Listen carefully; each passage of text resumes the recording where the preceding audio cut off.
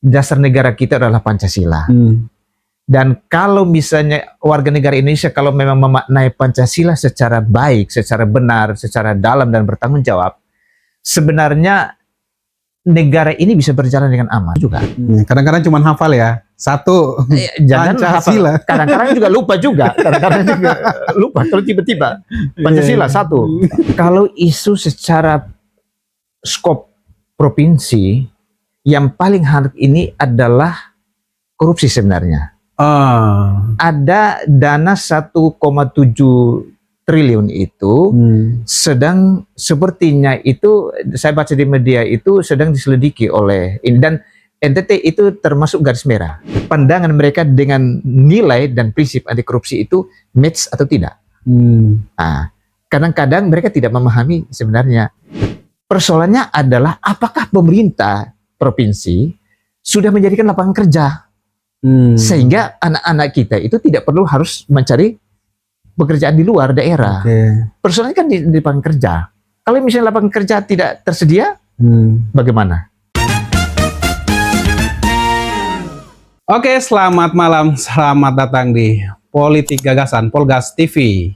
Minimal punya gagasan. Sudah lama sekali kita tidak lagi membuat video episode-episode berikutnya dikarenakan kesibukan dan hal-hal lain. Dan malam hari ini kami ingin memperkenalkan salah satu playlist di Polgas TV, yaitu Tanya Akademisi. Tentu saja karena bertanya kepada akademisi, maka saya juga harus mengundang akademisi. Dan perkenalkan ini Pak Kris. Selamat malam Pak Kris. Terima kasih, selamat malam. Ya, apa kabar Pak? Luar biasa. Nah. Ini Pak Kris, salah satu akademisi dari kampus ya, kampus IAKN Kupang. IAKN Kupang ya. Terima kasih banyak Pak sudah meluangkan waktu, memberikan waktunya untuk kita bisa ngobrol di podcast kami ini Polgas TV Pak. Baik. Nah, jadi kita dengan Pak Kris dan ini adalah episode perdana dan ini adalah pengenalan dari episode ini, episode Tanya Akademisi. Tentu saja masih dengan terkait dengan politik ya, sosial politik dan lain-lain, kebijakan pemerintah dan lain-lain. Oke, untuk itu karena Pak Kris akan menjadi bagian dari Politik Gagasan untuk playlist ini, akan menjadi narsum tetap, sehingga kita kenalan dulu nih dengan Pak Kris. Ya, baik, mungkin bisa perkenalkan diri dulu Pak Kris untuk pemirsa Politik Gagasan Pak. Oke, baik. Terima kasih Kakak. Perkenalkan, saya nama lengkapnya Christian Abanat. Saya MC. Saya dosen di IAKN Kupang, Fakultas Sosial dan Keagamaan Kristen, Prodi Sosiologi Agama. Dan hari-hari saya biasanya itu saya mengajar ada beberapa mata kuliah. Ada yang 6, kadang-kadang 5, kadang-kadang 4. Untuk semester ini ada 4 mata kuliah, tapi karena SKS-nya tinggi, sehingga saya kurang lebih 12 SKS untuk semester ini. Nah, mata kuliah yang saya asuh biasanya itu sosiologi politik, perencanaan sosial, ada anti korupsi, ada Pancasila, ada kewarganegaraan, dan masih ada lagi. Kurang lebih ada 13 atau berapa mata kuliah yang saya asuh di kampus saya. Oke, nah ini jadi memang tepat sekali kita bisa bersama-sama dengan akademisi, karena seperti saya, host Polgas ini adalah seorang awam, sehingga mungkin ada pertanyaan-pertanyaan yang muncul di kepala. Mungkin kalau misalnya saya menyampaikan sendiri opini tersebut, bisa tidak terlalu pas, sehingga memang harus ada seseorang yang mempunyai kompetensi di bagian tersebut, sosial politik, yang bisa meluruskan atau bisa memberikan pencerahan seperti itu. Tentu saja kalau nantinya akan ada kritik-kritik, tentu saja kritik-kritik yang konstruktif, memberikan solusi kepada pemerintah, karena ini memang politik ya. Politik adalah hubungan antara masyarakat dengan negara. Pada saat pesta rakyat maupun selesai itu kita tetap mempunyai hubungan. Nah, ini terima kasih Pak sudah memperkenalkan diri, dan tadi ada beberapa mata kuliah yang diampu dan ada salah satu itu Pancasila. Iya, betul. Itu apa itu Pancasila? Ya, Pancasila kan dasar negara kita, Indonesia. Dan saya baru semester ini sebenarnya ASU itu, sebelumnya ada teman lain. Oke. Tapi karena ada beberapa mata kuliah yang sebenarnya di prodi kami itu saya punya bidang hampir 80%. Oke. Sehingga oleh aturan ya tidak mungkin kita bisa ampuh sampai lebih dari 12 SKS. Maksimal itu 12 SKS, dan di bawah itu ya tidak apa-apa, tapi biasanya itu harus 12 SKS. Nah, saya baru mengajar untuk semester yang lalu ya. Ya. Semester yang lalu itu di semester 1, mata kuliah itu diajar di semester 1. Dan saya senang ambil mata kuliah ini karena dari sejak prodi ini ada, saya mengajar kewarganegaraan. Oke.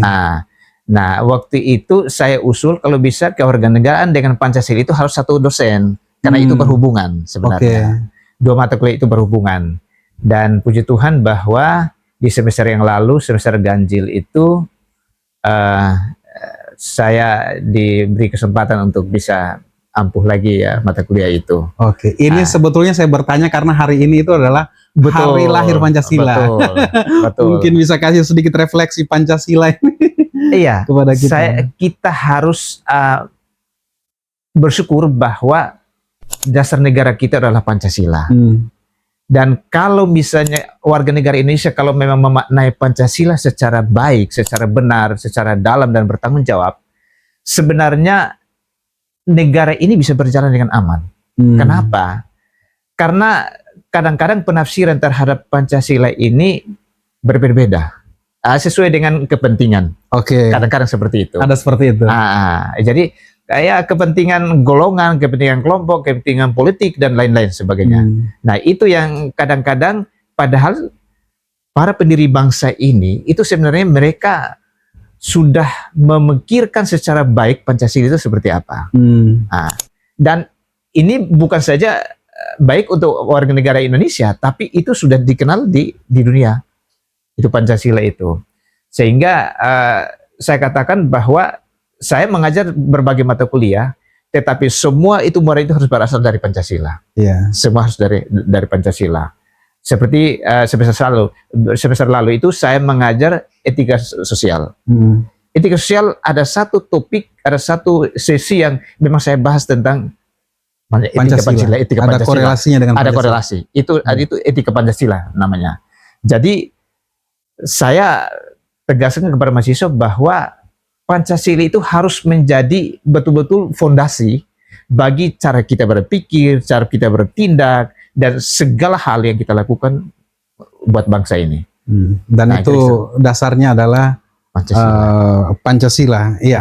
Oke, terima kasih. Karena memang ini adalah hari ini hari lahir Pancasila, betul. Pak Kris.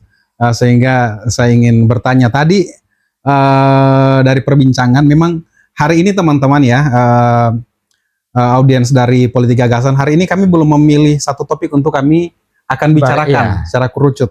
Nah, hari ini memang adalah introduction dari playlist ini, tapi karena memang bertepatan dengan Harla, makanya saya ingin ngulik dikit nih tentang Pancasila. Dan tadi saya mendengar sedikit terkait dengan ada kepentingan individual, ada kepentingan kelompok, ada juga yang politis. Seperti apakah Pancasila biasa dipolitisir atau gimana gitu? Saya kira demikian. Itu terasa sekali. Karena buktinya bahwa ada kelompok tertentu yang memang walaupun sudah dibekukan oleh pemerintah Pak Jokowi yang lalu itu ya, kan ada kelompok tertentu berusaha kalau bisa itu Pancasila itu ditiadakan sebenarnya. Kan ada yang seperti itu. Dan ya dengan tegas pemerintah yang lalu atau periode Pak Jokowi yang lalu ya ada dua ormas yang sudah dibekukan. Tapi ya walaupun secara hukum itu sudah dibekukan, tapi kita tidak tahu gerakan-gerakan ya memang masih sampai hari ini masih terasa gitu. Dan ada banyak orang yang jangankan masyarakat awam, mahasiswa, pada pendidik sekalipun kadang-kadang mereka tidak ingat Pancasila juga. Kadang-kadang cuma hafal ya. Satu, Jangan Pancasila. hafal. Kadang-kadang juga lupa kalau tiba-tiba Pancasila satu. Karena saya mengajar, saya kadang-kadang tes mahasiswa, kan mereka baru dari SMA, baru ke perguruan tinggi. Kadang-kadang ada yang lama dulu, pikir dulu Pancasila dulu satu apa, dan seterusnya.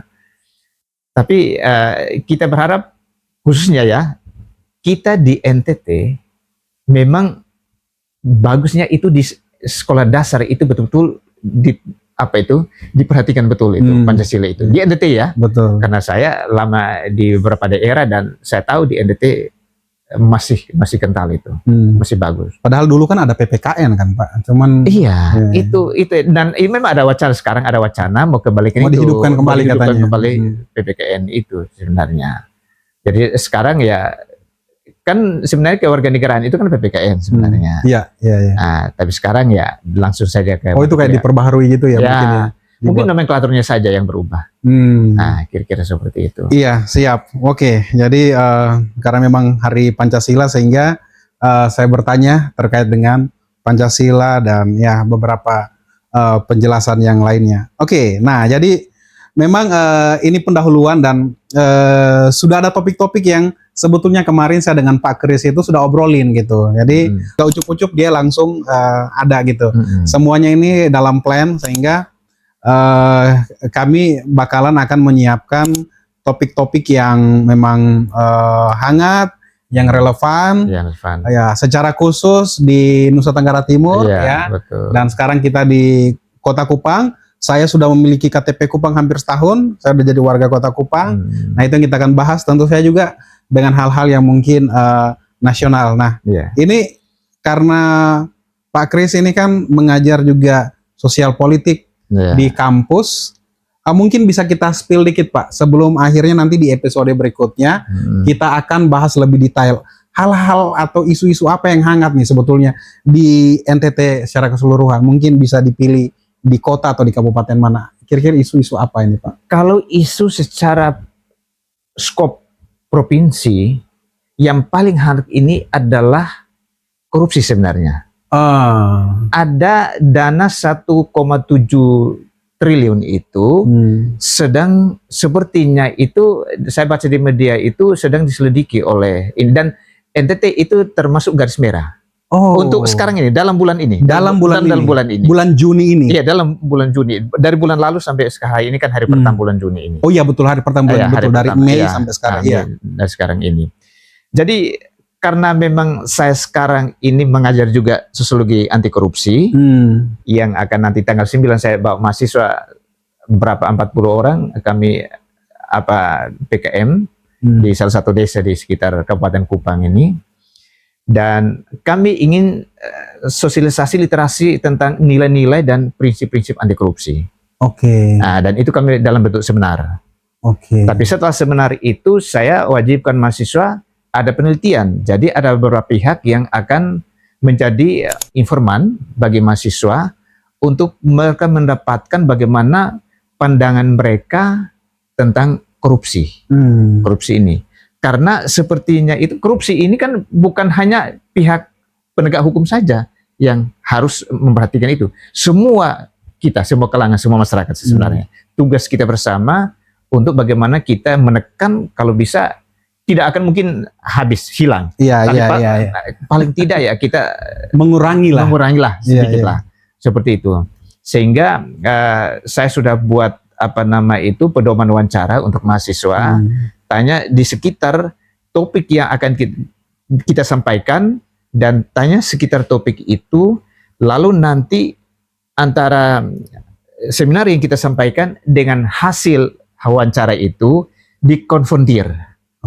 Kira-kira pandangan mereka dengan nilai dan prinsip anti korupsi itu match atau tidak. Nah, kadang-kadang mereka tidak memahami sebenarnya anti korupsi apa, nilainya apa, prinsipnya apa, kan mereka kadang-kadang tidak seperti itu. Saya ingin supaya mahasiswa kita mau tahu bagaimana pandangan masyarakat tentang apa itu anti korupsi ini. Apa itu anti korupsi? Anti korupsi. Siap. Itu kayaknya menarik Pak kalau kita bahas khusus nanti Pak terkait dengan korupsi dan juga mungkin praktek-prakteknya ya, karena yang biasa kita lihat di media mainstream itu kan ya mungkin hanya covernya saja. Betul. Tapi mungkin ada bentuk-bentuk korupsi yang lainnya yang dilakukan. Tapi kita awam, masyarakat pada umumnya mungkin tidak tahu. Dan betul. ini nanti acaranya ini langsung ke masyarakat berarti. Iya, kami langsung. Jadi yang nanti tanggal 9 itu, besok saya dengan semester 2 itu ke besok tanggal 2 ini. Iya. Tapi itu terkait dengan perencanaan. Baik. Tentang bagaimana pengelolaan keuangan desa. Oke. Anggaran pendapatan belanja desa itu. Iya. Tapi untuk yang semester 6 itu yang nanti sosiologi anti korupsi. Nah, itu kami yang diundang adalah semua perangkat desa, itu berarti dari RT sampai semua kaur yang ada di desa itu, tokoh masyarakat, tokoh pemuda, Karang Taruna ya, lalu ada tokoh agama, dan semua yang pihak-pihak yang terkait di dalam pemerintahan desa itu diundang. Diundang untuk kita sosialisasi tentang nilai dan prinsip anti korupsi ini. Dan tanggapan positif sekali, ada dukungan yang luar biasa baik dari kampus kami maupun dari dari desa. Dia bilang, Mbak, kami sekarang juga fokus untuk bagaimana supaya korupsi ini kalau bisa ya kita jangan terjadi di desa kita. Seperti itu. Siap, Pak Kris. Ini menarik. Mungkin nanti selesai dari acara tersebut, nanti pada episode berikutnya mungkin saya bisa tanya hasilnya apa. Siap, bagaimana berjumpa dengan masyarakat, tanggapan dari masyarakat apa. Jadi satu lagi kakak, itu nanti setelah selesai penelitian dan juga PKM itu, mereka akan buat laporan, dan itu kami akan buat di kelas itu, diseminarkan di kelas itu, namanya serba-serbi kelas. Serba-serbi kelas. Serba-serbi kelas. Jadi semua mahasiswa saya wajibkan itu ada catatan lapangan. Jadi kita bagi dalam 3 kelompok. Kelompok yang pertama adalah akuntabilitas, kelompok kedua adalah transparansi, kelompok ketiga adalah proses, sistem dan proses. Itu ada 3 kelompok itu. Nah, 3 kelompok ini nanti mereka akan wawancara dengan beberapa pihak. Ada kepala desa, ada sekretaris desa, dan ada bendahara desa. Tapi dari 3 kelompok ini, bukan mereka hanya terpaku pada topik mereka masing-masing. Jadi setiap kelompok itu mengutus kelompoknya, misalnya kelompok akuntabilitas, dia juga harus ada wakilnya di transparansi, dia juga harus ada wakilnya di sistem dan proses. Oke, jadi kayak macam saling monitoring gitu ya? Iya, karena itu satu paket. Itu hanya karena kelompok, jadi kita bagi per kelompok, tapi satu paket. Sehingga nanti saya wajibkan semua harus ada catatan di lapangan. Apa yang Anda dapatkan di lapangan. Karena sebelumnya kan kita aksi sosial dulu. Betul. Aksi sosial itu adalah kerja bakti di lingkungan desa, setelah itu baru masuk dalam penelitian. Nah, jadi untuk kami kegiatan nanti besok dan tanggal 2 dan tanggal 9 Juni nanti itu kami melaksanakan yang namanya Tridharma Perguruan Tinggi. Oh iya. Kita tahu ada 3, pendidikan, penelitian, dan PKM atau pengabdian kepada masyarakat. Nah, yang kami akan lakukan ini sekaligus 2 pilar ini kami bawa. Selain PKM, tetapi juga ada penelitian. Ada penelitian. Iya. Wah, ini menarik ya. Ini baru kita spill dikit aja, penjelasan udah panjang banget, dan ada hal nyata, aksi nyata yang bakalan dilakukan tentunya dengan kampus di mana yang diampu oleh Pak Kris ini.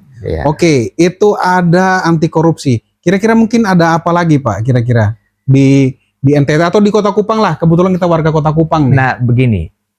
Ada satu lagi yang tentang perencanaan. Saya mengajar tentang perencanaan sosial. Kami berapa bulan lalu, atau kalau saya lupa, kebetulan saya diskusi dengan salah satu teman dosen, kebetulan beliau ketua koordinator program studi. Dia tanya saya, Pak, kira-kira kita mau buat kegiatan di kampus, seminar di kampus, kira-kira topik yang menarik itu apa tentang perencanaan? Saya katakan kepada beliau, saya bilang, Ibu, kebetulan Ibu teman ini Ibu, itu kepala dinas atau kepala Bapeda provinsi. Dan puji Tuhan beliau diundang dan memberikan seminar di kampus pada saat itu. Nah, ada satu poin penting yang menjadi catatan saya pada saat itu adalah beliau memberikan contoh kasus. Contoh kasusnya begini. sayang pemuda-pemuda kita di NTT ini, mereka lebih memilih bekerja di luar daerah, dan dia ambil contoh kasus ada satu pemuda yang dia kenal dan bekerja itu di Bali. Dan dia berhasil di sana. Tapi sayangnya itu pajak apa segala itu kan bukan masuk ke daerah, ke NTT. Iya betul, bukan PAD-nya NTT. PAD-nya tapi ke daerah lain. Saya dalam hati begini, persoalannya adalah apakah pemerintah provinsi sudah menjadikan lapangan kerja sehingga anak-anak kita itu tidak perlu harus mencari pekerjaan di luar daerah. Persoalannya kan di lapangan kerja. Kalau misalnya lapangan kerja tidak tersedia, bagaimana? Kan tidak mungkin mereka hanya mau cari kerja yang tidak ada. Industri tidak ada kita di sini. Iya betul. Nah, sehingga pada keluar semua. Iya, memang saya juga pikir sama sih Pak. Jadi perencanaan ini penting sih sebenarnya. Memang kita harus akui bahwa NTT ini ya tidak ada industri lah. Sangat. PT Semen di Alaksana pun sebenarnya ya begitulah. Saya ketemu beberapa pihak beberapa ahli yang pas kebetulan dalam perjalanan dari Jakarta ke Kupang, kami berdampingan dan dia tanya saya bilang ke Kupang, lalu saya tanya dia di Kupang urusannya apa, dia bilang PT Semen.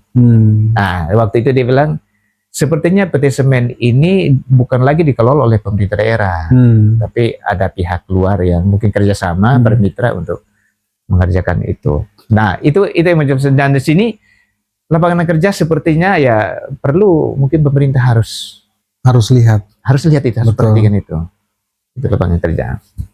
Siap Pak. Jadi ya ada banyak hal sebetulnya yang nanti bakalan kita bahas ya, dan dua isu utama ini akan kita bahas. Tentu saja masih banyak isu-isu yang lainnya, yang mana itu sebagai seorang akademisi tentu saja akan mencari studi case, ada studi kasus begitu yang ada di lapangan, yang betul. Itu yang akan juga di-deliver ke mahasiswa dan lain-lain. Dan tentu saja ini juga menjadi sebuah pendidikan politik yang bagus untuk pemirsa sekalian, penonton setia Politik Gagasan. Jadi memang kita akan tanya banyak hal. Ini baru 2 hal nih ya. Jadi thank you banget Pak. Terima kasih banyak untuk malam hari ini kita sudah bisa berkenalan dengan pemirsa. Jadi ini dengan Pak Kris ya. Kami ada di playlist Tanya Akademisi. Saya lagi mikir-mikir playlistnya kira-kira namanya apa gitu Pak. Tanya Akademisi atau apa nih Pak kira-kira nama playlistnya yang bagus? Karena ini perdana nih. Saya kira itu sudah begitu ya. Betul. Tanya Akademisi, kayak macam slogan apa gitu. Iya. Gitu. Ada satu lagi yang saya terlewatkan tadi Kakak. Kalau misalnya nanti berikutnya, pertemuan berikutnya ini, mungkin ada beberapa mahasiswa saya bisa hadirkan dalam kaitan dengan yang ini, yang topik yang ini. Mungkin 1 atau 2. Karena selain saya yang akan seminar, tetapi ada satu mahasiswa yang saya tunjuk untuk dia juga ada satu topik yang akan dia ini. Baik. Jadi mungkin 1 atau 2 orang tidak apa-apa. Nggak masalah. Kalau ada mahasiswa lagi, biar ramai itu asik tuh. Kalau misalnya mau dibuat di kampus, kalau diizinkan juga boleh. Iya, boleh. Nanti saya coba siapkan dulu. Saya coba komunikasi di kampus. Kita buat di ruangan di kampus. Itu lebih. Atau nanti pada saat mereka serba-serbi kelas. Ya mungkin saya bisa hadir sebagai sebagai media partner atau apa gitu untuk meliput istilahnya meliput kegiatan itu. Wah, menarik. Makasih Pak. Semoga terrealisasi nih Pak. Siap. Biar makin banyak subscribernya kita Pak. Oke. Saya pikir itu dulu Pak ya. Siap. Karena ini adalah introduction-nya, pengenalannya. Jadi itu aja dulu obrolan kita malam hari ini ya. Ini udah malam. Kami udah ngobrol udah cukup panjang juga, dan banyak hal yang sudah kami bicarakan ya. Ada beberapa hal. Terima kasih banyak udah ngikutin kami di Politik Gagasan, dan semoga kami tetap produktif untuk membuat video-video edukasi politik seperti ini. Jadi jangan lupa di subscribe ya. Jangan lupa di subscribe. Oke, itu saja. So, see you guys in the next Oke, video. terima kasih. Bye-bye. Aduh, terima kasih banyak, Pak. Terima kasih. Terima kasih.